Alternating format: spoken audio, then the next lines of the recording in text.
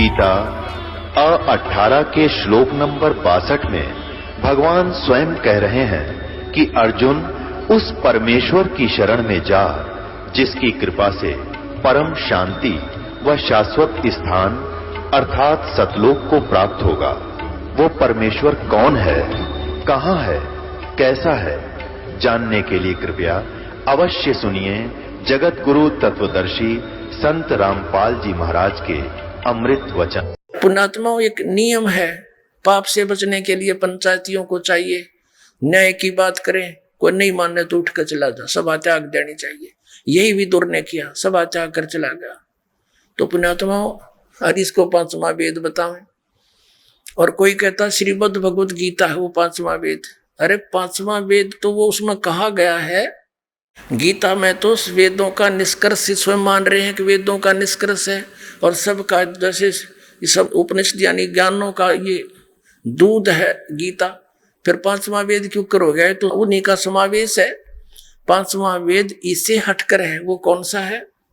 जैसा आपको कल दिन में सुनाया था वो पांचवा वेद है। आज आपको दास कुछ और ही सुनाना चाहता है। ये शंकराचार्य पूजते हैं ब्रह्मा विष्णु महेश को। ब्रह्मा को तो पूजते नहीं, विष्णु जी और शंकर जी को। और परमात्मा कहा करते तीन देव की जो करते भक्ति उनकी कदे ना हो वह मुक्ति। ये शंकराचार्य जी ये भी मानते हैं रजगुण ब्रह्मा है, सतगुण विष्णु, तमगुण शिव जी। एकाद चतुरता दिखाता है, वो कहता नहीं एक ही भगवान है। वही रजोगुण को लेकर ब्रह्मा बन जाता है, फिर सतोगुण को लेकर विष्णु बन जाता है, तमोगुण को लेकर वो शिव बन जाता है, वो अलग नहीं है। तो ये तो बिल्कुल ज्ञानहीन प्राणी है जो ऐसी भाषा बोल रहा है। कम से कम अन्य जो शंकराचार्य हो तो ये तो कहते हैं कहाँ रजगुण ब्रह्मा है, सतगुण विष्णु है, तमगुण शिव जी, ये मानते हैं। हमारे सदग्रंथ भी यही बताते हैं।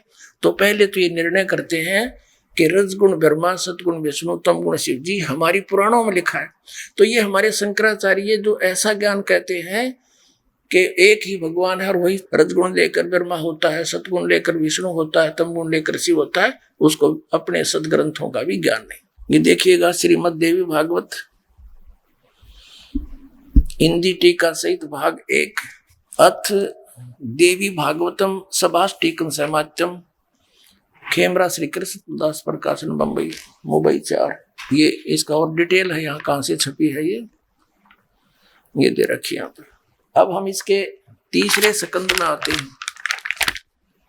ये है अथ श्रीमद् देवी भागवते भाषा टीका युक्ते तृतीय स्कंद प्रारंभते। अब इसके 11 पृष्ठ पाते तीसरे स्कंद के। ये 11वां पृष्ठ है और तीसरा स्कंद है अध्याय 5। अध्याय 5 का 8वां श्लोक है, 7वां समाप्त हुआ, 8वां। भगवान शंकर कहते हैं, हे माता, यदि हमारे ऊपर सदा आप दयायुक्त हो तो हमको तमोगुण में किस प्रकार प्रदान किया है? शंकर जी कहते हैं, मुझे तमोगुण क्यों बना दिया? ब्रह्मा रजोगुण और हरि सतोगुण युक्त क्यों किए हैं? युक्त किए। अब यहाँ देखिएगा, इसकी संस्कृत में और अच्छी तरह समझ में होगा। यहाँ संस्कृत भी साथ है, हमारे लिए उपकार है परमात्मा का कि अभी शेष है ये संस्कृत, इनकी मूल पाठ भी हमारे पास है। ये क्या कहता है शंकर भगवान के, यदि दया धर्मना न सदाम्बिके कथम अहम विहित च, मैं किस लिए बना दिया? तमोगुण है, तमोगुण।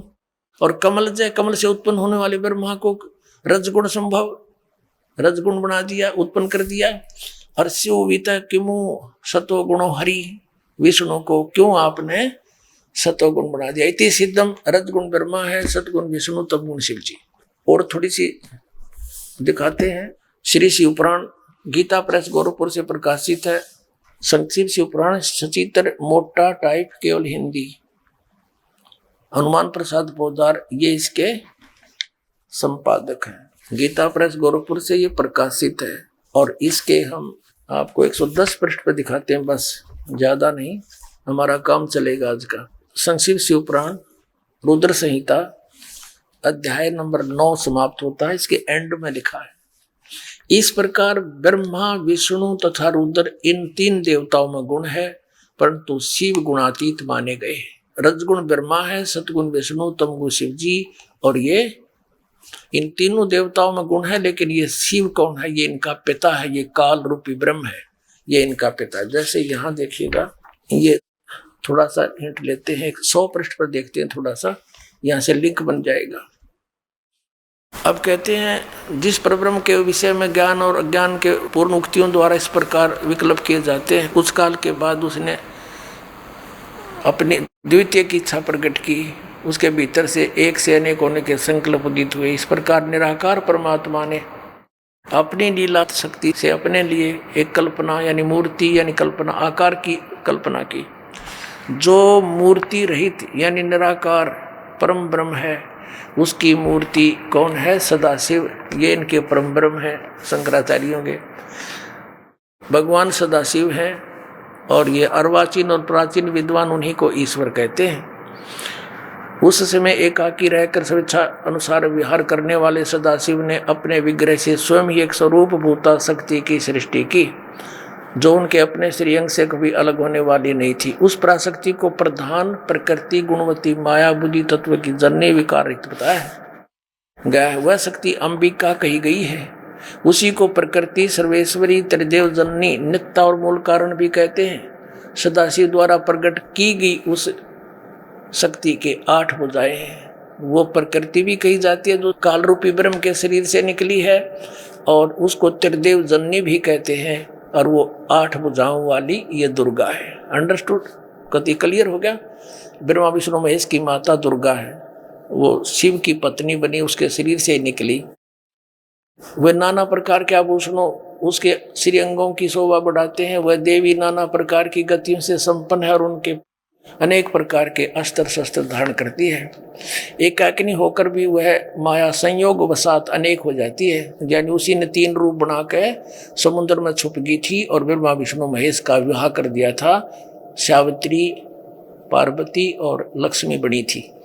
और वे जो सदाशिव हैं, ये काल रूपी ब्रह्म, उन्हें परम पुरुष ईश्वर शिव शंभु और महेश्वर कहते हैं। वे अब यहाँ आ गया 101 पृष्ठ पर रुद्र संहिता के। वे अपने सारे अंगों पर भस्म रमाए रहते हैं। उन काल रूपी ब्रह्म ने एक ही समय शक्ति के साथ शिवलोक नामक अक्षेत्र का निर्माण किया। उस उत्तम अक्षेत्र को काशी कहते हैं। वे प्रिया और प्रियतम शक्ति और शिव यानी दुर्गा और ये काल उस परमानंद स्वरूप, वो परमानंद स्वरूप है। प्रियतम और प्रिय यानी पति पत्नी रूप में उस मनोरम अक्षेत्र में नित्य निवास करते हैं। मुने शिव और शिवा ने प्रलय काल में भी कभी उस अक्षेत्र को अपने सानिध्य से मुक्त नहीं किया। शिव और शिवा, दुर्गा और काल। और फिर क्या बताया कि देवर से एक समय, ब्रह्मा जी बता रहे अपने पुत्र नारद को, देवर से एक समय उस आनंद मन में रमण करते हुए शिवा और शिव के मन में यह इच्छा हुई कि किसी दूसरे पुरुष की सृष्टि करनी चाहिए, जिस पर यह सृष्टि संचालन का महान भार रखकर दोनों केवल काशी में रहकर सभी इच्छा अनुसार विचरें और निर्वाण धारण करें। ऐसा निश्चय करके शक्ति सहित यानी दुर्गा के साथ सर्वव्यापी परमेश्वर शिव ने अपने वाम भाग के 10वें अंग पर यानी पति पत्नी व्यवहार किया। फिर तो वहां से एक पुरुष प्रकट हुआ, एक भगवान, एक बालक उत्पन्न हुआ। अब 102 पृष्ठ पे शिव ने कहा, उस काल रूपी ब्रह्म ने कहा, वत्स व्यापक होने के कारण तुम्हारा विष्णु नाम विख्यात हुआ। अब इसे सिद्ध हो गया, इस काल रूपी ब्रह्म का पुत्र है विष्णु और दुर्गा इनकी माता। यु काल रूपी ब्रह्म ज्योति निरंजन इसका पिता। अब ब्रह्मा के बारे में देखिएगा, ये 6ठा अध्याय समाप्त हो गया कि व्यापक होने से तुम्हारा विष्णु नाम विख्यात हुआ। अब यहाँ देखिएगा 7वां अध्याय प्रारंभ होता है। ब्रह्मा जी कहते हैं देवर से अपने पुत्र नारद को कि तत्पश्चात कल्याणकारी परमेश्वर शाम सदाशिव ने पूर्ववत प्रयत्न करके मुझे अपने दाहिने अंग से उत्पन्न किया। जैसे विष्णु की उत्पत्ति की दुर्गा और शिव ने मिलकर, ऐसे ही मुझे उत्पन्न किया। अब आज का जो प्रसंग दास सुनाना चाहता है आपको कि 3 देव की जो करते भक्ति, उनकी कदे ना हो वह मुक्ति।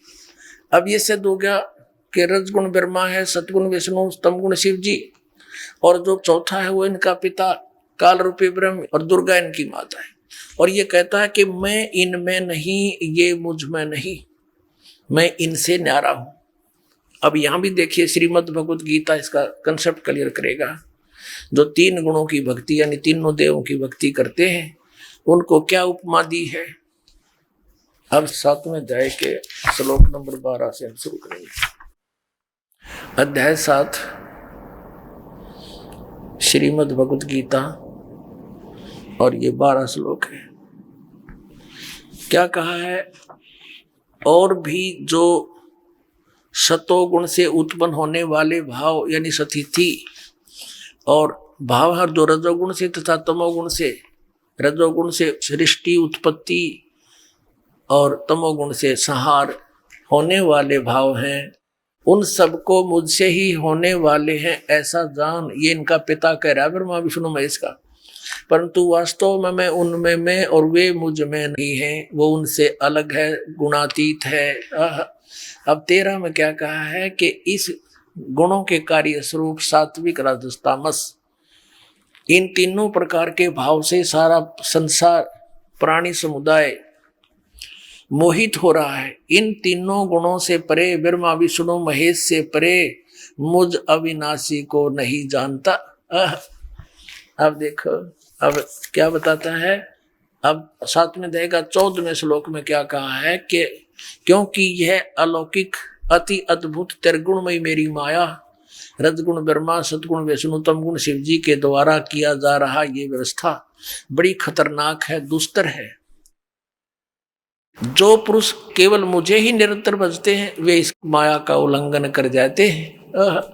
यानी जो ब्रह्म की पूजा करता है तो उसको इन ब्रह्मा विष्णु महेश से मिलने वाले लाभ से अधिक लाभ मिलता है, इसका भाव ये है।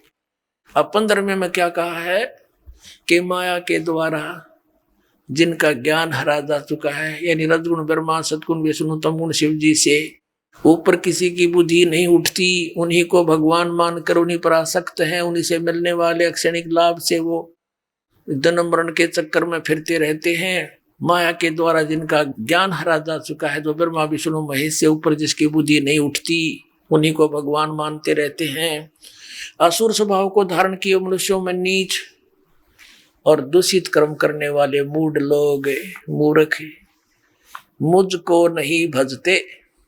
ये गीता ज्ञानदाता कौन है? ये काल रूपी ब्रह्म सदाशिव है। अपने आत्माओं, अब ये कैसे हैं? जैसे रजगुण ब्रह्मा की साधना की थी, पूजा की थी हिरण्यकशिपु ने, और क्या बना? राक्षस कहलाया, अपने पुत्र का शत्रु बन गया, मान बढ़ाई की भूख में और बक्कल उतरा। परमात्मा कहते सुख संवेद में हिरण्यकशिपु छाती तड़वाई, हर ब्राह्मण बाणा और कर्म कसाई। वो तो भगत कवावे और कर्म कसाई जैसे अपने पुत्र का शत्रु हो गया, मान बढ़ाई ईर्षा के कारण, तो राक्षस कहलाया।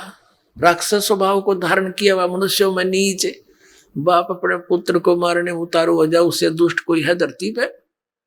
और ऐसे भगत को कहते हैं राक्षस स्वभाव को धारण किए मनुष्यों में नीच, दूषित कर्म करने वाले मूर्ख हैं। अब फिर तमोगुण शिव की भक्ति की थी रावण ने, कैसा जुल्म किया, परतरिया को उठा लाया, यानी अपनी ही माता का अपहरण कर लिया, क्योंकि दुर्गा के ही अंश हैं ये लक्ष्मी, सावित्री और पार्वती।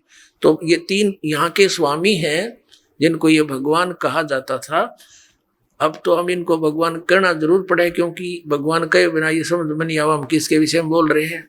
बाकी ये भगवान, ये ईश नहीं है, ब्रह्मा विष्णु महेश। इसके बारे में शिव पुराण में ये कंसेप्ट क्लियर कर दिया जो कल आपको दिखा था। ये काल कहता है ब्रह्मा और विष्णु को कि यू आर नॉट गॉड, तुम ईश नहीं हो, तुमने ये बहुत गलत कर दिया, अपने आप को भगवान मान लिया।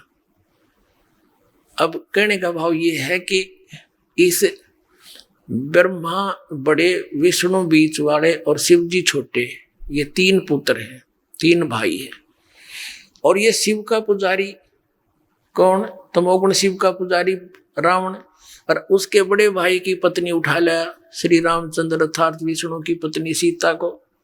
तो इससे दुष्ट कोई होगा, अपनी माँ पर नीत खराब कर ली। और इरादा यही बकवाद करने का था, वो तो शक्ति थी देवी में, परमात्मा रक्षक था उसका, वो कुछ बिगाड़ नहीं सका उस देवी का, लेकिन उसने घाट नहीं गाली, कसर नहीं छोड़ी बकवाद करण में। और आखिर में मांस खावे, शराब पीवे, कुत्ते वाली मौत मारा गया, राक्षस कहलाया। एक भस्मागिरी नाम का एक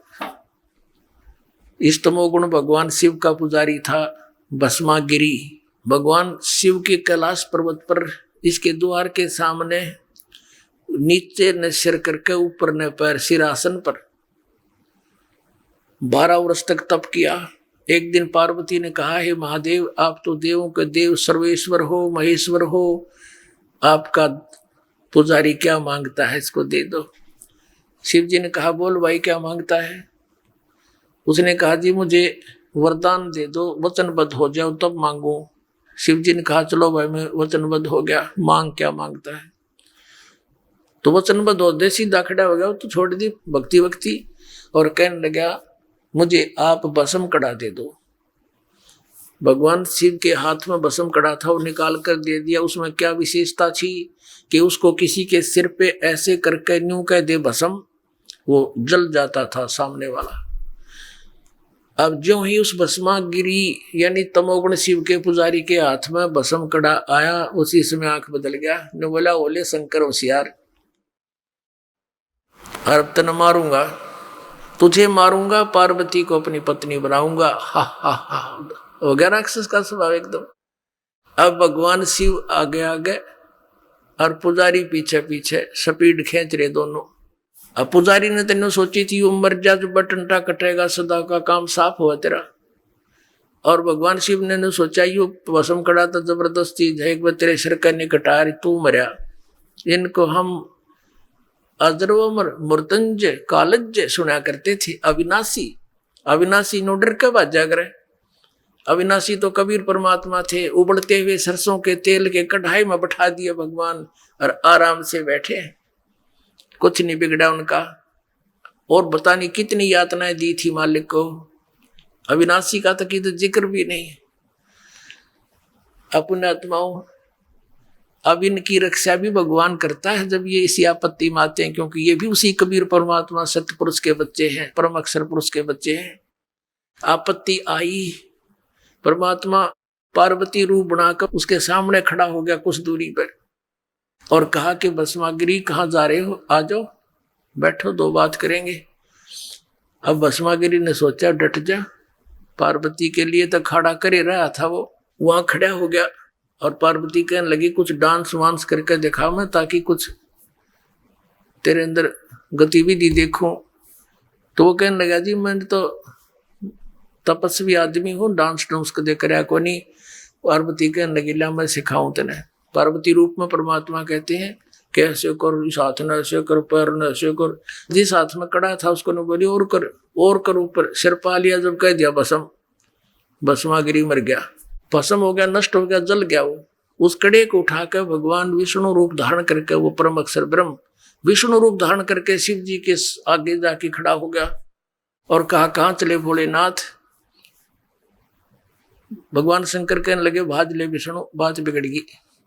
अब क्या हो गया, अब भस्मागिरी ने मेरे पे भस्म कड़ा ले लिया और मेरे पीछे पड़ रहा है। भगवान बोले, ये देखो ये कड़ा तेरा मेरे पास है। तो आप कैसे ले आए? कि मैंने वो मार दिया। कैसे मार दिया? फिर सारी डिटेल बताई। जब उनका दिल डटया तो वापस आकर राख देख ली ना भस्मागिरी की। जब शिव जी का कलेजा धड़कना बंद होया, कलेजा धड़कना जब बंद हुआ, दिल पुणात्माओं हम इनको अजरो अमर कहा करते थे। दास ये सच्चाई बता रहा है, किसी की आलोचना नहीं करा, इन्हीं के इतिहास और इनके पुराणों में लिखा हुआ है। अब वो भस्मागिरी भस्मा असुर कहलाया, राक्षस, और कुत्ते वाली मौत मरिया। ऐसे दूषित कर्म, जिसकी पूजा करे उसी की पत्नी पर बदनीत, ऐसे नीच व्यक्ति ये त्रिगुण, तीनों गुणों के उपासक, रजगुण ब्रह्मा, सतगुण विष्णु, तम गुण शिव जी के। अब जैसे गिरी, पुरी, सन्यासी, ये सरस्वती, ये सारे इसके ये पुजारी हैं शिव जी के। ये नाथ, कनपाड़े, बिना कनपाड़े, ये नागा जो कति नंगे फिरते हैं, ये सब शिव के पुजारी हैं तमोगुण के। और वैष्णो है ये विष्णु जी के पुजारी। वैष्णो एक बार हरिद्वार के अंदर हर की पैड़ी पर एक कुंभ के पर्व का एक विशेष आयोजन हुआ, और जब ये कुंभ का मेला होता है ये सभी त्रिगुण उपासक, रजगुण ब्रह्मा सतगुण विष्णु तमगुण शिव जी, अब ब्रह्मा जी की तो उपासनाएं करते नहीं, शिव और विष्णु जी के उपासक वहां पहुंच जाते हैं, अपने अपने ग्रुप में इकट्ठे हो जाते हैं। पुरी एक ग्रुप में और गिरी एक ग्रुप में, नागा एक उनका अलग होता है समुदाय, और विष्णु के उपासक वैष्णो एक उसमें अपने खेमे में चले जाते हैं। जब वो स्नान का समय होता है उससे पहले ये सभी अपने अपने मुखिया के पीछे पीछे ग्रुप के ग्रुप चल पड़ते हैं। सबसे पहले नागा पहुंच गए तमोगुण शिव के पुजारी, और हर की पैड़ी पर वो नहान का समय था उनका अपना बनाया निर्धारित, वहां जाकर के वो खड़े हो गए, नहाने की पोजीशन पकड़ी स्नान करने की। इतने में वैष्णुओं का ग्रुप आ गया पीछे, इस सतोगुण विष्णु के उपासक। उन्होंने कहा ये नागाओ तुम पहले स्नान मत करना, हम सर्वश्रेष्ठ हैं, हम पहले स्नान करेंगे। नागा कहने लगे नहीं, हम सर्वश्रेष्ठ हैं, हम त्यागी और वैरागी हैं, हम निवस्त्र रहते हैं, इच्छा रहते हैं, हम सर्वश्रेष्ठ हैं, हम नहाएंगे, पहले स्नान करेंगे कुंभ के पर्व में गंगा में। वैष्णो कहने लगे तुम काहे के श्रेष्ठ हो, पशु की तरह नंगे फिरते हो, टट्टी के हाथ भी नहीं धोते, राख मसले फिरते हो, शरण फिरडो, चुप खबरदार, जब पहले नहाए तो हम नहाएंगे पहले, हम सर्वश्रेष्ठ हैं, हम विष्णु जी के उपासक। अब वो तमोगुण के उपासक और ये सतगुण के उपासक बैठ गए दोनों। वो नाना भी भूल गए, हर की पैड़ी भी भूल गए, भगवान का प्रेम भी भूल गए, उद्देश्य भी भूल गए, लट्ठम लट्ठा केवल एक स्नान के ऊपर प्रथम और बाद में। जब 1 घंटा पीछे नाले कौन सा गंगा का पानी मलिन हुआ था, अकल देखो इनकी। कहते हैं 25,000 व्यक्ति ये त्रिगुण उपासक ये आपस में कट कर मर गए, और वहां पर गंगा का पानी लाल कर दिया। 100 गंगा में बहते हुए जा रहे हैं, लोग पड़े हैं जगह जगह, बुरा हाल हो गया, खून बहा दिया। अपने आत्माओं सूक्ष्म वेद में बताया है भगवान ने, तीर तुपक तलवार कटारी जमदड़ जोर बदावे हैं, हर पैड़ी हर हेत न जाण्या वाजा तेग चलावे हैं, काटे शीस नहीं दल करुणा ये जग में साध कमावे हैं, जो जन इनके दर्शन को जावे उनको भी नरक पठावे हैं। क्या कहा कि तीर तलवार निकाल के डट के युद्ध मचावे हैं ये, और हर पैड़ी हर हेत नहीं जाना, भगवान की पैड़ी कहे, भगवान का प्रेम भी उनके मन में नहीं आया, और तेरा गजब भैया। और काटे शीस नहीं दल करुणा ये जग में संत को आवे हैं, और जो जन इनके दर्शन को जावे, यानी इनसे कोई शिक्षा दीक्षा लेने जाओ तो उनको भी नरक पठावे हैं, ये गोटी नैये प्यावेंगे। तो पुण्यात्माओं परमात्मा ने 600 वर्ष पहले कही थी ये बातें हैं, हमारे हित में कहा था कि तुम ये पूजा ना करो, तुम पूजो मुझे, यानी परम अक्षर ब्रह्म है वो स्वयं, उसकी पूजा करने से आपका जन्म और मृत्यु का रोग, जरा मरण का रोग समाप्त होगा। इस जीवन में जो भी आपके प्रारब्ध में, आपके भाग में कोई ऐसी दुर्घटना, कोई अकाल मृत्यु या कोई भी आपदा होगी वो भी टलेगी, लेकिन उस समय इन त्रिगुण उपासकों ने, इन हमारे नकली हिंदू धर्म के नकली गुरुओं ने ये कहकर के कबीर साहिब तो अशिक्षित हैं, ये क्या जाने सदग्रंथों को, इसकी बातें मत मानना, उसका खामियाना आज तक भुगत रहे हम उस अशिक्षा का। आज परमात्मा ने पहले हमें शिक्षित किया, आप जी को फिर दास की सेवा दे दी, अराध वही ज्ञान है, वही समाज है, सहर स्वीकार कर रहा है। एक बार इनका आग लग गई थी, क्रोथा कांड करवा दिया था इन्होंने, और इसी कारण से नाचारियों ने, नकलियों ने, कि ताकि इनकी पोल ना खुल है, बेइज्जती ना हो जा, जनता से भाड़ में जाओ, इनकी दुकान चलती रहे, इनका ये उद्देश्य था। इतना बदनाम कर दिया इस दास को कि घर वाले भी मुंह मोड़ सकते थे जब सच से परिचित ना होते, शिष्यों का तो कहना क्या। लेकिन एक भी टस से मस नहीं हुआ, क्योंकि वो ऐसे घुट्टी प्यार रखी थी ज्ञान की, उनको सच्चाई की, तो वो कैसे दूर जा सकते हैं। शीश देने को तैयार हो गए कि हमारे साथ कुछ भी बने, सच्चाई यही है। और आज उसका परिणाम आप देख रहे हो, पूरे विश्व में ये ज्ञान फैल रहा है पुण्यात्माओं। वो सच्चाई जो 600 वर्ष पहले भगवान ने बोली थी, आपको थोड़ी सी झलक दिखाते हैं। 600 वर्ष पहले परमात्मा सतपुरुष परम अक्षर ब्रह्म ने स्वयं आकर सतलोक से और ये सच्चाई लिखी थी, 3 देव की जो करते भक्ति उनकी कदे ना हो मुक्ति। गुण 3 की भक्ति में ये भूल पड़ो संसारे, कह कबीर निज नाम बिना कैसे उतरो पार। असली नाम बिना, सही भक्ति बिना कैसे पार उतरोगे। देखिएगा, ये है कबीर सागर। ये कबीर सागर है, ये ग्रंथ पूरा देखिएगा, ये पूरा कबीर सागर है। और इसका हम देखते हैं ये कहां से छपा है। ये कबीर सागर संपूर्ण 11 भाग, खेमराज श्री कृष्ण दास प्रकाशन, बंबई। इसके कौन है? कबीर पंथी भारत पथिक युगलानंद बिहारी द्वारा परिष्कृत यानी संशोधित है। ये मुद्रक है एवं प्रकाशक है खेमराज श्री कृष्ण दास, अध्यक्ष श्री वेंकटेश्वर प्रेस, खेमराज श्री कृष्ण दास मार्ग, मुंबई। इसके हम आपको ले चलते हैं। ये है ज्ञान बोध और बोध सागर। ज्ञान बोध तो चैप्टर है, बोध सागर खंड है 21 पृष्ठ पे। ये 21 पृष्ठ ब्रैकेट में इनके, ये तो हमने अपनी सुविधा अनुसार लगा रखे हैं जानने के लिए। अब परमात्मा ने अपनी प्यारी आत्मा धर्मदास जी से कहा था, धर्मदास ये जग बोरा ना, कोई न जाने पद निर्वाण। निर्वाण माने मोक्ष मार्ग से कोई परिचित नहीं है धर्मदास जी।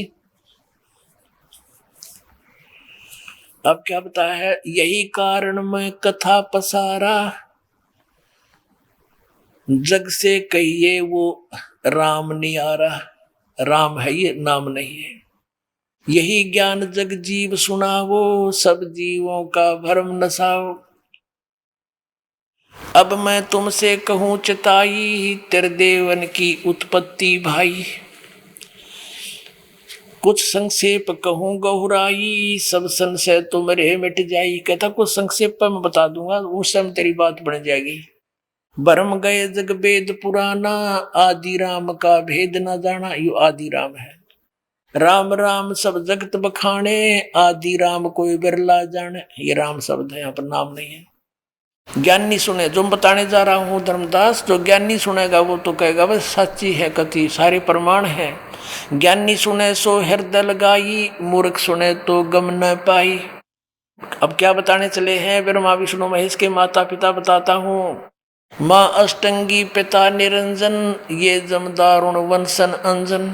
पहले कीन निरंजन राई, पीछे से माया उपजाई। परमात्मा ने पहले यानी कबीर साहब ने खुद पहले ज्योति निरंजन की उत्पत्ति की और पीछे से दुर्गा की। माया रूप देख अति शोभा, देव निरंजन तन मन लोभा। कामदेव धर्मराय सताए, देवी को तुरंत दरखाए। पेट से देवी करी पुकारी, साहेब मोहे करो उबारी। टेर सुनी सतगुर तय आए, अष्टंगी के बन छुड़वाए। यहाँ है टेर सुनी तहाँ हम आए। ये कबीर पंथियों ने थोड़ा बहुत इसमें फेरबदल कर दिया, क्योंकि ये कबीर साहब को सतगुरु मानते हैं, भगवान नहीं मानते कबीर पंथी, ये नकली। अब 22 पृष्ठ पे, धर्मराय को हिकमत कीना, नखरेखा से भग कर लेना। परमात्मा बता रहे हैं कि इस काल को धर्मराय भी बोलते हैं। यूं कहता मैं धर्म का राज करूंगा, इसलिए इसको धर्मराय का। इसने अपने नाखनों से स्त्री इंद्री बनाई दुर्गा के। धर्मराय करे भोग विलासा, माया को रही सुआसा तबासा। 3 पुत्र अष्टंगी जाए, ब्रह्मा विष्णु शिव नाम धराए। तीन देव विस्तार चलावे, इनमें यो जग धोखा खावे। पुरुष गम कैसे कोई पावे, काल निरंजन जग भरमावे। तीन लोक अपने सुत दीन्या, सुन निरंजन बादशालीन्या। पुत्रों को देकर तीन लोक, ये पृथ्वी लोक, पाताल लोक और स्वर्ग लोक। कहता आप सुन में सबसे ऊपरले स्थान पर जाकर गुप्त रहता है, जिसको काशी कहते हैं, काशी बोला ये। तीन देव सो उसको ध्यावे, निरंजन का वो पार न पावे। ब्रह्मा विष्णु महेश ये भी भक्ति कर रहे निरंजन की, उनको पता नहीं चला। ब्रह्मा विष्णु शिव नहीं बचाए, सकल खाए पुन दूर उड़ाए। इनको भी मारेगा और खाएगा, इनकी भी जन्म और मृत्यु होती है ब्रह्मा विष्णु महेश की। अकाल पुरुष काहू नहीं चिन्या, काल पाए सभी गैलीना। तीन देव और असुर अवतारा, ताको भजे सकल संसारा। गुण तीनों का ये विस्तारा, धर्मदास मैं कहूँ पुकारा। गुण तीनों की भक्ति में भूल पड़ो संसार, कह कबीर निज नाम बिना कैसे उतरे पार। अपने आत्मा इन शंकराचार्यों से पूछ लेना, गीता के श्लोक सारे सुना देंगे और पुराणों के श्लोक सुना देंगे। संस्कृत घोट रखी इन्होंने, हरि का कख नहीं पता इसमें लिखा क्या है। यदि इन्होंने अब इसी शंकर पंचम में 135 पृष्ठ पर लिखा है कि सबसे बड़ा पशु कौन है, जिसने सदग्रंथों का अध्ययन किया और धर्म आचरण कराया नहीं है, यानी उनके अनुसार साधना करी नहीं, वो सबसे बड़ा पशु है। तही बाप हिसाब ला लिया सबसे बड़े पशु कौन है। इब्दास आपको बताएगा। इन शंकराचार्यों से प्रश्न करते हैं, पूछा करते थे हम भी इन गुरुओं से कि श्री विष्णु जी, श्री शिव जी और ब्रह्मा जी ये भी साधना करते हैं, भक्ति करते हैं, ये किसकी भक्ति करते हैं। कोई तो कहा करता कि विष्णु तो श्री शिव जी की भक्ति करता है और शिव जी श्री राम की भक्ति करता है। एक यहाँ तक सिर फेरा मिला कि ब्रह्मा विष्णु महेश ये कृष्ण की भक्ति करते हैं। चौखा भाई बताओ। और एक शंकराचार्य कहता है ये अपने ही स्वरूप की भक्ति करते हैं, क्योंकि वो ये आत्मा ही परमात्मा है, अपने स्वरूप की भक्ति करते हैं विष्णु जी ब्रह्मा जी। अब देखियो, अब आपको दिखाते हैं ये शंकराचार्य क्या बताते हैं, हमारे सदग्रंथ क्या बताते हैं। अब देखिएगा श्रीमद् देवी भागवत, भगवान विष्णु क्या बताते हैं, मैं किसकी भक्ति करता हूं। देखिएगा श्रीमद् देवी भागवत और गीता प्रेस गोरखपुर से प्रकाशित है। इसके संपादक सचित्र मोटा टाइप, केवल हिंदी। हनुमान प्रसाद पोदार चिमनलाल गोस्वामी इसके संपादक हैं। गीता प्रेस गोरखपुर से ये प्रकाशित है। अब इसके हम 28 पृष्ठ पे आते हैं। यह है पहला स्कंद, पृष्ठ 28। व्यास जी ने पूछा, उसका उत्तर दे रहे नारद जी। महाभाग व्यास जी, तुम इस विषय में जो पूछ रहे हो, जो प्रश्न कर रहे हो, ठीक यही प्रश्न मेरे पिताजी ने यानी ब्रह्मा जी ने भगवान श्री हरि यानी विष्णु जी से किया था। देवादि देव भगवान जगत के स्वामी हैं। लक्ष्मी जी उनकी सेवा में उपस्थित रहती हैं। दिव्य कौस्तुभमणि उनकी शोभा बढ़ाती है। वे शंख चक्र गदा लिए रहते हैं, पीतांबर धारण करते हैं, 4 भुजाएं, वक्षस्थल पर श्री वस्त्र का चिन्ह चमकता रहता है। वे चराचर जगत के आश्रय दाता हैं। नारद जी कह रहे हैं जगत गुरु एवं देवताओं के भी देवता हैं। ऐसे जगत प्रभु भगवान श्री हरि महान तप कर रहे थे, महान तप, उनकी समाधि लगी थी। यह देखकर मेरे पिता ब्रह्मा जी को बड़ा आश्चर्य हुआ। अब देख लेना नारद का, व्यास जी का, ब्रह्मा का, विष्णु का कैसा ज्ञान है आध्यात्मिक। अतः उन्होंने उनसे जानने की इच्छा प्रकट की। ब्रह्मा जी ने पूछा, प्रभु आप देवताओं के अध्यक्ष, जगत के स्वामी, भूत भविष्य एवं वर्तमान के सभी जीवों के एकमात्र शासक हैं भगवान, फिर आप क्यों तपस्या कर रहे हैं और किस देवता की, किस भगवान की आराधना में ध्यान मगन है। मुझे असीम आश्चर्य तो यह हो रहा है कि आप देवेश्वर एवं सारे संसार के शासक होते हुए भी समाधि लगाए बैठे हैं। अब ब्रह्मा जी के विनीत वचन सुनकर भगवान श्री हरि नो बोले, पृष्ठ 29 पा गई बा। श्री हरि उनसे कहने लगे, ब्राह्मण सावधान होकर सुनो, मैं अपने मन का विचार व्यक्त करता हूँ। देवता, दानव और मानव सब यही जानते हैं, तुम सृष्टि करते हो, मैं पालन करता हूँ, शंकर संहार किया करते हैं। किंतु फिर भी वेद के पारगामी पुरुष अपनी युक्ति से यह सिद्ध करते हैं कि रचने, पालने और संहार करने की यह योग्यता जो हमें मिली है उसकी अधिष्ठात्री शक्ति देवी है, यानी दुर्गा है। वे कहते हैं कि संसार की सृष्टि करने के लिए तुम में राजसी शक्ति का संचार हुआ, ब्रह्मा हो गया रजगुण, और मुझ में सात्विक शक्ति मिली है तो विष्णु है सतगुण, और रुद्र में तामसी शक्ति का आविर्भाव हुआ है, ये शिव हो गया तमोगुण। तो उस शक्ति के अभाव में तुम इस संसार की सृष्टि नहीं कर सकते, मैं पालन करने में सफल नहीं हो सकता, और रुद्र से संहार कार्य भी होना संभव नहीं। आगे क्या बताते हैं, ब्रह्मा जी हम सभी उस शक्ति के सहारे ही अपने कार्य में सदा सफल होते आए, परंतु सुवर्थ प्रत्यक्ष और परोक्ष दोनों उदाहरण मैं तुम्हारे सामने रखता हूँ, सुनो। यह निश्चित बात है कि उस शक्ति के अधीन होकर ही मैं प्रलय काल में इस शेषनाग की शैया पर सोता, सृष्टि करने का अवसर आते ही जाग जाता हूँ। मैं सदा तप करने में लगा रहता हूँ, उस शक्ति के शासन काल से कभी मुक्त नहीं रहता। कभी अवसर मिला तो लक्ष्मी के साथ सुख पूर्वक समय बिताने का सौभाग्य प्राप्त होता है। मैं कभी तो दानों के साथ युद्ध करता हूँ, अखिल जगत को भय पहुंचाने वाले दैत्यों के विकराल शरीरों को शांत करना मेरा परम कर्तव्य हो जाता है। और फिर यहाँ निचोड़ कर दिया अपने अध्यात्म ज्ञान का विष्णु जी ने, मुझे सब प्रकार से शक्ति के अधीन होकर रहना पड़ता है, उन्हीं भगवती शक्ति का मैं निरंतर ध्यान किया करता हूँ। ब्रह्मा जी मेरी जानकारी में भगवती शक्ति यानी दुर्गा से बढ़कर कोई भगवान नहीं, कोई देवता नहीं। अपने आत्माओं, अब ये शंकराचार्य हमारे धर्मगुरु कहते हैं विष्णु जी तो ध्यान करे है श्री राम का, राम ध्यान करे है शंकर का, या शंकर जी ध्यान करे विष्णु का। किसी ने पूछा कि ब्रह्मा विष्णु महेश किसकी साधना करते, एक शंकराचार्य कहता है कि श्री राम का ध्यान धरते, और एक कहता है ये अपने स्वरूप का ध्यान करते हैं। और ये देवता क्या कहते हैं, हमारे पवित्र पुराण क्या कहते हैं, जिनको शंकराचार्य जी सच्चा मानते हैं कि ये पुराण सत्य है, ये क्या बताते हैं कि भगवान विष्णु कह रहा है मैं दुर्गा का ध्यान करता हूँ, उसकी भक्ति करता हूँ, और इससे बढ़कर और कोई भगवान मुझे पता नहीं। अब ये देवी क्या बताती है, पढ़िएगा 562 पृष्ठ पे हमारे सदग्रंथ है। अब क्या बताते हैं, एक बार धर्मदास जी ने पूछा था, जब आदरणीय धर्मदास साहिब जी को परमात्मा सतलोक यानी अपने निज धाम में ले गए थे, शाश्वत स्थान में, फिर उनको वापस छोड़ दिया था।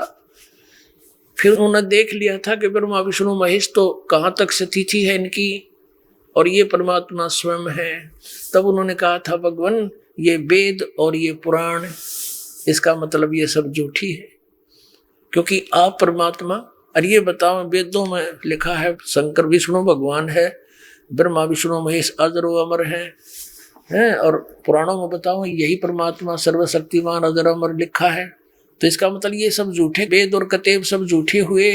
परमात्मा ने कहा कबीर साहिब जी ने कि वेद कतेब झूठे नहीं भाई, झूठे हैं ये समझे नहीं, ये पुराण वेद और गीता ये झूठी नहीं है, झूठे ये है जो इनको समझ नहीं सके। अब देखो श्री देवी जी क्या बताती है, 7वां स्कंद संक्षिप्त देवी भागवत 562 पृष्ठ पे देवी द्वारा हिमालय को ज्ञानोपदेश ब्रह्म स्वरूप का वर्णन। अब श्री देवी जी कहने लगी पर्वतराज, यानी पहले तो देवी ने अपनी बताया कि मेरी भक्ति करे तो भाई ऐसे ही कर दे, लेकिन ये ठीक नहीं। आगे क्या स्पष्ट किया है कि उस ब्रह्म का क्या स्वरूप है यह बतलाया जाता है, जो प्रकाश रूप सबके अत्यंत समीप में स्थित हृदय रूप गुहा में स्थित होने के कारण गुहाचर नाम से प्रसिद्ध और महान पद अर्थात परम प्राप्य है। वह समस्त प्रजा के ज्ञान से परे है, अर्थात किसी की बुद्धि में आने वाला नहीं है, यह तुम जानो। जो परम प्रकाश रूप है, जो सूक्ष्म से भी अत्यंत सूक्ष्म है, जिसमें संपूर्ण लोक और उन लोकों में निवास करने वाले प्राणी स्थित है, वह ये अक्षर ब्रह्म है। वही सबके प्राण है, वही सबकी वाणी है, वही सबका मन, और वह सब परम सत्य और अमृत अविनाशी तत्व है। सौम्य उस वेदने योग्य लक्ष्य का तुम वेदन करो, मन लगाकर उसमें तन्मय हो जाओ। सौम्य उपनिषद में कथित महान अस्त्र धनुष लेकर उस पर उपासना द्वारा तीक्ष्ण किया हुआ बाण संधान करो। फिर भावनागुप्त चित्त द्वारा उस बाण को खींचकर उस अक्षर रूप ब्रह्म को ही लक्ष्य बनाकर वेदन करो। प्रणव, प्रणव माने ओम त धनुष है, जीवात्मा साधना करे, ओम लेके उद्देश्य ब्रह्म हो, यानी ब्रह्म की पूजा करे। यानी नीचे स्पष्ट कर दिया, उस एकमात्र परमात्मा को ही जाने, दूसरी सब बातों को छोड़ दे। अब दुर्गा कह रही है ब्रह्म की पूजा करो, विष्णु जी कह रहे हैं मैं दुर्गा तो ऊपर को भगवान ने का पता नहीं, मने मुझे नहीं मालूम। अब ये दुर्गा जी कह रही हैं कि उस एकमात्र परमात्मा को ही जाने, दूसरी सब बातों को छोड़ दे। यही अमृत रूप परमात्मा के पास पहुंचाने वाला पुल है। संसार समुद्र से पार होकर अमृत रूप परमात्मा को प्राप्त कराने का सुलभ साधन है। हम आगे देखेंगे। इस आत्मा का ओम के जप के साथ ध्यान करो। इससे अज्ञान में अंधकार से सर्वथा परे और संसार समुद्र से पार जो ब्रह्म है उसको पा जाओगे, तुम्हारा कल्याण हो। अब क्या है कि ओम का जाप करो और ब्रह्म प्राप्ति होगी। सोम तो वो ब्रह्म कहाँ रहता है, ये देखिएगा 563 पृष्ठ पे आगे हम, वह यह सब का आत्मा ब्रह्म ब्रह्मलोक रूप दिव्य आकाश में रहता है, यानी ब्रह्मलोक में स्थित है, वहाँ रहता है। अब पुण्यात्मा, अब देखो क्या कंसेप्ट क्लियर हुआ। अब हमारे शंकराचार्यों को तो ज्ञान है नहीं, जो कोई गटबट मारे वो उसकी कहता, उसकी भक्ति करता है, उसकी करता है। ये स्वयं कह रहे हैं कि मैं तो दुर्गा की भक्ति करता हूँ, भगवान विष्णु कह रहे हैं देवी की भक्ति करता हूँ, और इससे ऊपर मैं किसी देवता के बारे में मैं नहीं जानता कि कोई और भगवान भी है। दुर्गा जी कह रही है कि तुम सब बातों को छोड़ दे, ब्रह्म की पूजा करो। ओम नाम है, वो ब्रह्म लोक में रहता है। श्रीमद् भगवत गीता अध्याय नंबर 8 के श्लोक 16 में कहा कि ब्रह्मलोक पर्यंत सभी लोग पुनरावृत्ति के अंदर हैं, वहां गए हुए प्राणी भी वापस जन्म मृत्यु में आते हैं, उससे शाश्वत स्थान नहीं मिल सकता, सदा पूर्ण रूप से मोक्ष नहीं हो सकते। जैसे 15वें अध्याय के 1 से लेकर 4 में गीता जी में कहा है कि तत्वदर्शी संत मिलने के उपरांत परमेश्वर के उस परम पद की खोज करनी चाहिए, जहां जाने के बाद साधक फिर लौटकर वापस संसार में कभी नहीं आता। और जिस परमेश्वर ने सब ब्रह्मांडों की रचना की है, गीता ज्ञानदाता कहता है केवल उसी की भक्ति करो, मैं उसी की शरण में हूं, और पूजा मत करो। अपनी को भी रिजेक्ट करता है, केवल उसी की भक्ति करो। अब वो परम अक्षर ब्रह्म कौन है, वो पूजा कैसे करनी है, वो ये दास बताओगा। ये भेज रखा उस परम अक्षर ब्रह्म की पूजा बताने के लिए।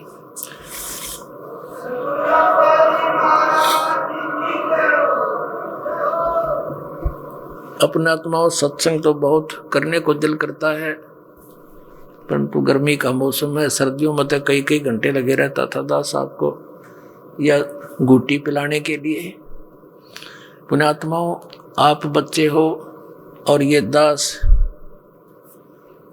जैसे आप तो ऐसे बच्चे हो जैसे जब बच्चे को भूख लगती है, वो खेल रहा होता है गली में, माता को पता होता है कि मेरे बच्चे को भूख लग आई होगी, उसको लावेगी उठा के गली में थे और फिर दूध पियावेगी। वो दूध पीता पीता भी न सोचे एक बार छोड़ दे माँ फिर खेलने जाऊं, यानी दूध पीता पीता भी न रहा, दो पी के फिर भाग दे, और माँ उसने सीने का लगाओगी, बेटा ले पी थोड़ा सा और पी जा, और वो ने सोचे छोड़ते ही भाग लूँ खेलन के, फिर वो प्या के छका के न छोड़ देख ले तो खेल भी आई।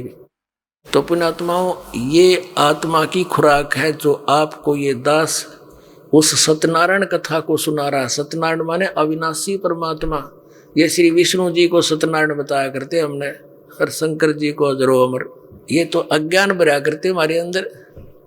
तो ये दास आपको इस सत्संग के माध्यम से परमात्मा की आत्मा, आप उसके बच्चे हो, और दास आपके लिए बना दिया यू एक दाई आया समझ लो, और आप यहाँ बुलाए जाते हो, आपको अमृत दूध पिलाया जाता है, और पीते ही आप फिर भाग जाते हो, क्योंकि छका दिए 10-15 दिन खूब आप तरफ हो गए, फिर आपको बुलाया जाता है, कहकर बुलाया जाता है कि ऐसे नहीं आओगे तो अच्छा नहीं रहेगा, हैं, और फिर आप आते हो, दूध से आपको छिका देते हैं।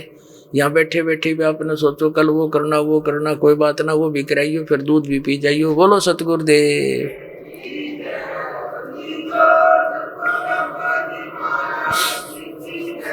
तो इसी तरह वो बच्चा फिर युवा हो जाता है। ऐसे आपकी बुद्धि युवा हो जाएगी पुण्यात्माओं, और परमात्मा पाओगे, सतलोक जाओगे। सत साहे परम पिता परमात्मा पूर्ण ब्रह्म सर्व सृष्टि रचनहार कबीर देव कबीर परमेश्वर जी की असीम कृपा से आप पुण्यात्माओं को ये सुअवसर प्राप्त हुआ कि आप सत्संग सुन रहे हैं। पुण्यात्माओं, हम बहुत भयंकर लोक में अपना टाइम पास कर रहे हैं, और जिस लोक में हम रह रहे हैं यहाँ का जो रब है, भगवान है, गॉड है, यहाँ का जो स्वामी है, ये एक खलनायक समझ लो। इसका प्रत्येक काम धोखे से विवश करके ये हमसे करवा रहा है। हम यहाँ के रहने वाले नहीं हैं, ये सबसे घटिया स्थान है जिस लोक में हम रह रहे हैं। लेकिन इस लोक में एक ही हमारे लिए गोल्डन चांस होता है कि जिस समय हमें मनुष्य शरीर प्राप्त होता है और उस समय ये तत्व ज्ञान हमें मिल जाए जो आज आपको प्राप्त हो रहा है। वैसे तो ये परमात्मा ने 600 वर्ष पहले कबीर साहब जी ने, कबीर देव जी ने 600 वर्ष पहले हमें प्राप्त कराया था, लेकिन ये हमें प्राप्त नहीं हुआ। क्यों नहीं हुआ? क्योंकि हमारे जो धर्म गुरु थे, पवित्र हिंदू धर्म के जो धर्म गुरु थे, वह नकली थे, वो डुप्लीकेट थे, वो शास्त्रों से अनभिज्ञ थे, तत्व ज्ञान से वो अपरिचित थे। परमात्मा हमें वही ज्ञान सुनाया करते थे जो आज आपके समक्ष ये दास सुना रहा है। लेकिन इन स्वार्थी व्यक्तियों ने, तत्व ज्ञानहीनों ने परमात्मा के उस सत संदेश को हम तक पहुंचने नहीं दिया। इन्होंने हमारे साथ एक शत्रु का रोल किया और काल के दूत का काम किया। परमात्मा बड़े दयालु हैं। जैसे आपको पहले भी सत्संग में सुनाया, परमात्मा से इस काल भगवान ने पहले तो वर मांग लिया, वचनबद्ध कर लिया कि आप मुझे कुछ सुविधाएं और दे दो, मेरे लोक में कम है।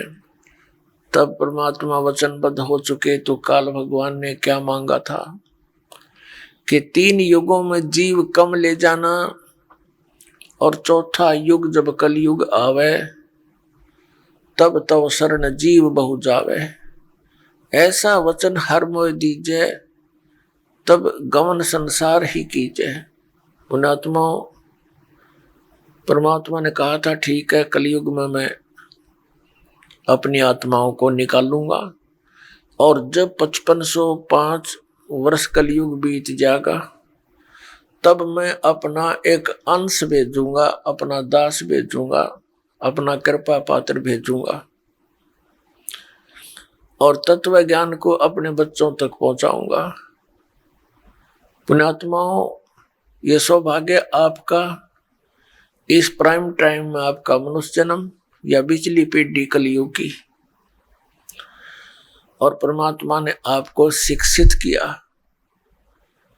नहीं तो चौथा युग आ गया था। ऐसे ही दादे परदादे अपने परंपरागत कर्म को ही करते हुए आ रहे थे। जैसे किसान है, वो अपने पुत्र को किसान की ट्रेनिंग देता था, वो अपने पुत्र को किसान की ट्रेनिंग देकर चला जाता था, उसी क्रियाओं में हम लगे रहा करते थे। एक विशेष शांति थी, और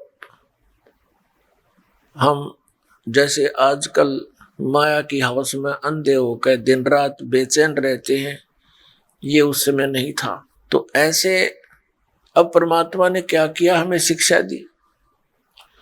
इस शिक्षा का हमने दुरुपयोग किया, परमाणु बम बना लिए, हवाई जहाज बना लिए, गाड़ी मोटर कार बना ली, सारा दिन धूं धूं फूं फूं, निरा प्रदूषण कर दिया पूरे वातावरण में। 2 रोटी और 1 कमरा चाहिए एक परिवार को। 2 तरह का परिवार होते 2 हो जाए, घने हो जाए तो 3 कमरे जायज से बना ले, और अपना सिंपल वे से रहना चाहिए था। हमने एक अपने जो क्रियाक्रमों को, अपनी इन परंपराओं को इतना विशाल कर लिया, अब ये हमारे जी की झाड़ बन गई। बढ़िया कोठी हो तो रिश्तेदार राजी रहेंगे, घना धन हो तो इज्जत बनेगी, या इज्जत नकली है, 1 मिनट में अदरक मार जा, पड़ा पड़ा तड़फे, मृत्यु हो जा, फिर कुत्ता बनकर वहीं सैर सपट्टा करे, पहले तो प्लातून बना फिर था। तो ये बातें सत्संग से ज्ञान होता है। तो इस शिक्षा का जो हमें एक विशेष लाभ है, इसका हानि गणी है और लाभ एक है कि हम भगवान को पहचान सकते हैं, अन्यथा इस शिक्षा की कतई जरूरत नहीं थी।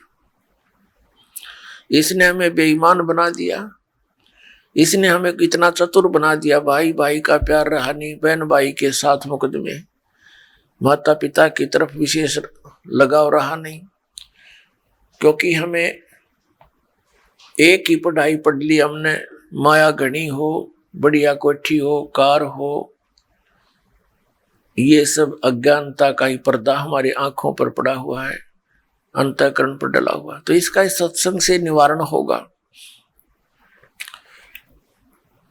तो पुण्यात्मा, पहले हमारे पूर्वज शिक्षित थे और जिनको हम अपने धर्मगुरु मानते थे, ये केवल अक्षर ज्ञान अवश्य रखते थे लेकिन सदग्रंथों से अपरिचित थे। तो पुण्यात्मा, परमात्मा प्रत्येक युग में आते हैं और अपना ये तत्व ज्ञान जो 5वां वेद ये सुनाते हैं। अब जब परमात्मा ने उस 5वें वेद में आकर बताया है, अपनी प्यारी आत्माओं को मिलते हैं जो उनके बहुत कृपा पात्र होते हैं। वैसे तो उनके सभी ही प्रिय हैं, चींटी से लेकर हाथी तक, रंग से लेकर राजा तक, हम एक ही परम पिता के बच्चे हैं। चाहे किसी मजहब धर्म से हम संबंधित रखते हो, लेकिन हमारा मूल पिता एक ही है।